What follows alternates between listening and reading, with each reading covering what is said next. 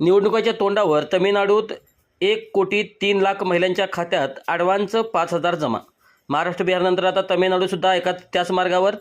तमिळनाडू विधानसभा निवडणूक अगदी तोंडावर असतानाच मुख्यमंत्री M.K. स्टॅलिन यांनी एक मोठे पाऊल उचललं आहे. 1,03,00,000 महिलांच्या खात्यात 5,000 रुपये हस्तांतरित करण्यात आले. महत्त्वाचा फरक असा होता की ही रक्कम प्रथम बँक खात्यात हस्तांतरित करण्यात आली आणि नंतर अधिकृतपणे जाहीर करण्यात आली.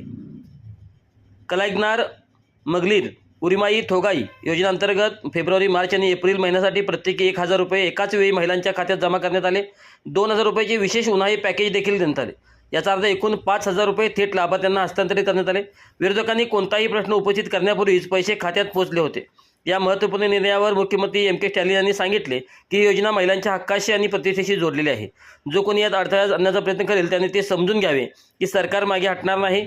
वृत्तानुसार निवडणूक आचारसंहिता लागू झाल्यानंतर ही योजना थांबवण्याची भीती असल्याने हा घाईघाईचा निर्णय घेण्यात आला.